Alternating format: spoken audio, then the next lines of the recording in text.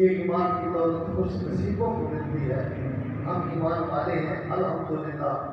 اللہ ہم سے خطاب کر رہے ہیں یا ایھا الذین آمنوا لا تلہکم اموالکم. کئی جگہ پہ اللہ تعالیٰ نے ایسے یا ایھا الذین آمنوا اتقوا اللہ یا ایھا الذین آمنوا اتقوا اللہ وقولوا قولا سدیدا. اللہ ہم سے باتیں کر رہا ہے, ہمارے ساتھ مخاطب ہے. تو یہ قرآن اللہ کی کتاب ہے, اللہ کا کلام ہے.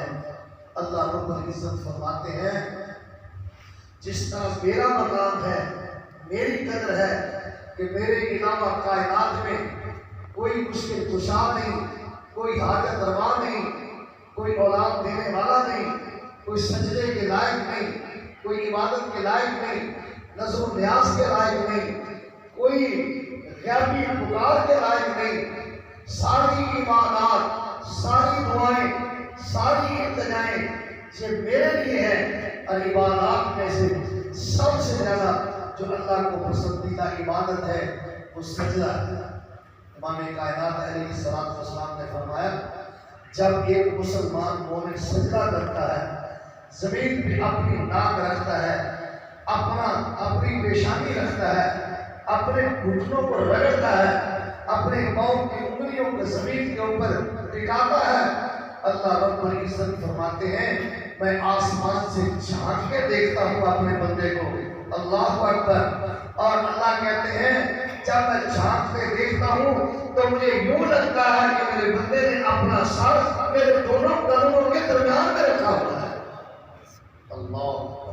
پھر اللہ فرماتے ہیں میں اپنے بندے کو دیکھ کے ہنستا, مسکراتا, خوش ہوتا ہوں کہ یہ میرا بندہ کتنی مجھ سے محبت کرتا ہے کہ میرے قدموں میں اس نے سادہ کر دیا ہے جس سر کو یہ کائنات کی بڑی سے بڑی ہستی کے سامنے جھکانے کے لیے تیار نہیں ہے. میرے قدموں کے اندر اس نے اپنے سر رکھا اور کہتا سبحان ربی الاعلی, سبحان ربی الاعلی. اللہ کہتا ہے جس طرح میری عزت ہے, میرا مقام ہے, اس طرح میرا کلام جو ہے اس کا بھی وہی مقام ہے. میرے قرآن کے بعد اب کائنات میں کوئی شریعت نہیں آ سکتی.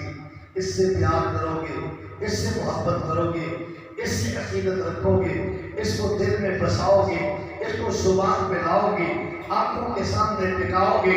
اللہ اکبر. اللہ فرماتے ہیں تم میرے قرآن سے سچا پیار پاؤ, سچی محبت پاؤ, میں تمہیں اپنی جنت بھی عطا کروں گا, قیامت کو اپنا دیدار بھی عطا کروں گا. تو قرآن سے محبت کیا ہے؟ قرآن سے محبت یہ ہے کہ سب سے پہلے ہم اس کو تسلیم کریں کہ یہ اللہ کی کتاب ہے.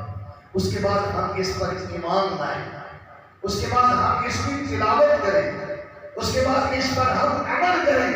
یہ قرآن کے حقوق ہیں جیسے انسانوں کے حقوق ہیں آپس میں, جیسے حقوق اللہ ہیں, حقوق العباد ہیں, اس طرح قرآن کے بھی حقوق ہیں. سب سے پہلا حق یہ ہے کہ ہم دل کی تختیوں سے اس کو تسلیم کریں کہ یہ اللہ کی کلام ہے, یہ اللہ کا قرآن ہے.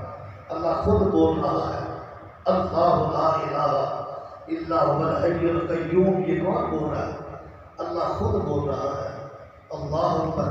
تو اس قرآن کا سب سے پہلا حق یہ ہے کہ ہم اس کو دل کی تختیوں سے تسلیم کریں. اور دوسرا حق اس کا یہ ہے کہ ہم اس پر ایمان لائیں. اور تیسرا حق یہ ہے کہ ہم اس کی تلاوت کریں.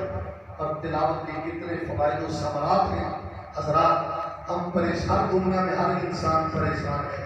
کوئی کاروبار کی وجہ سے پریشان ہے, کوئی دکان کی وجہ سے پریشان ہے, کوئی مکان کی وجہ سے پریشان ہے, کوئی اولاد کی وجہ سے پریشان ہے, کوئی بیماریوں کی وجہ سے پریشان ہے, کوئی اپنی زمینوں کی وجہ سے پریشان ہے, کوئی جانوروں کی وجہ سے پریشان ہے. ہر بندہ پریشان ہے. قرآن مجید کے اندر ہر پریشانی کا علاج موجود ہے. قرآن کہتا ہے فرمایا وَنُنَزِّلُ مِنَ الْقُرْآنِ مَا هُوَ شِفَاءٌ وَرَحْمَةٌ لِّلْمُؤْمِنِينَ. رب العالمین نے فرمایا قرآن شفا ہے. اس کے اندر اللہ پاک نے شفا رکھی ہے. کیسے شفا ملتی ہے؟ میرے تیرے پیر مرشد جناب محمد رسول اللہ صلی اللہ علیہ وآلہ وسلم نے اس لیے کہ اللہ کے پیارے محبوب کا نام جب کسی زبان سے آئے امام کائنات نے فرمایا سننے والے کو چاہیے کہ مجھ پہ درود بھیجے. تو یہ درود ہے صلی اللہ علیہ وآلہ وسلم. آقا علیہ السلام نے فرمایا کہ اس کی جو سورت فاتحہ ہے اللہ فرمایا یہ سورت الشفاء ہے. یہ سورت الشفاء ہے. اللہ ہر بیماری کے لیے یہ سورت فاتحہ یہ شفا ہے. بیمار پہ سورت فاتحہ پڑھ کے آپ دم کریں میرا اللہ اس کو شفا عطا فرما دیتا ہے. اور سورت فاتحہ کتنی بابرکت سورت ہے. اللہ اکبر. باقی صورتیں ایک ایک مرتبہ نازل ہوئی ہیں اور سورت فاتحہ 2 مرتبہ نازل ہوئی ہے. یہ مکی بھی ہے یہ مدنی بھی ہے. اللہ کے رسول صلی اللہ علیہ وسلم اپنے مصلی پہ تشریف فرما ہے. آسمان سے آواز آئی صحابہ نے اور بڑی سخت آواز آئی.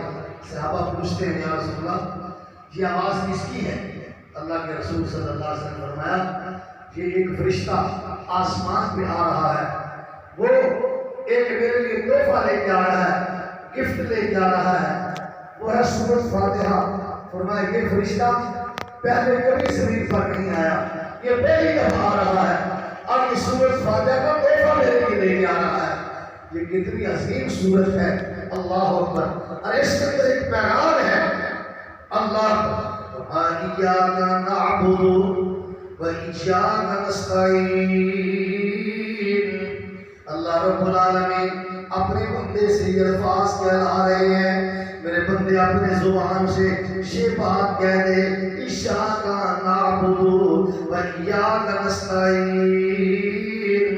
اے اللہ تیری ہی عبادت کرتے ہیں اور تجھ ہی سے مدد مانگتے ہیں.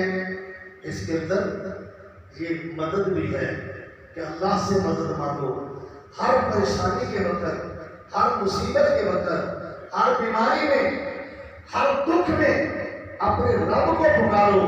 اور جو ایمان رکھتے ہیں جو ایمان والے ہیں وہ اللہ کے علاوہ کائنات میں کسی کو نہیں پکارتے. اللہ کے علاوہ کسی سے اپنی مرادیں پوری ہونے کی توقع نہیں رکھتے ہیں. حضرات ایسے ہی عبادت ہر قسم کی اللہ کے لیے. دعا بھی عبادت ہے. دعا بھی عبادت ہے. اللہ کے رسول نے بلکہ فرمایا اب دعا مخ العبادت. دعا کو تمام عبادات کا مغز ہے. اللہ اکبر. لیکن دعا کے طریقے رسول اللہ صلی اللہ علیہ وسلم فرمائے اور مقام بتائے ہیں کہ کب کب اوقات بتائے ہیں کب کب دعا کریں کیسے دعا کریں. فرمایا فرضوں کے بعد دعا کیا کرو. یہ ضروری نہیں ہے کہ امام صاحب دعا کروائیں تو کرنی ہے. آپ خود اپنے کے لیے دعا کریں اپنے رشتہ داروں کے لیے دعا کریں اپنے خاندان کے لیے دعا کریں. ہر کوئی دعا کر سکتا ہے اپنے لیے. اللہ اکبر. تو حضرات میں عرض یہ کہا تھا کہ قرآن جو ہے یہ اللہ تعالیٰ کی بہت بڑی نعمت ہے ہمارے پاس. اللہ کے رسول نے فرمایا تم اس کا ایک حرف پڑھو. اب دیکھنا یہ ہم نے اس کو پڑھتے کتنا ہے اس کی تلاوت کتنی کرتے ہیں. اللہ اکبر. یہ دیکھنا اللہ کے رسول نے بتایا ایک حرف پڑھو عرش والا رب 10 نیکیاں عطا فرماتا ہے. اور فرمایا الف لام میم یہ ایک حرف نہیں ہے یہ 3 حرف ہیں. جو الف لام میم پڑھتا ہے اللہ اس کو 30 نیکیاں عطا فرماتا ہے. کتنا آسان ہے عمل. کتنے قوانین بخشش آسان ہے. اللہ کو اپنے بندوں کو بخشنا چاہتا ہے.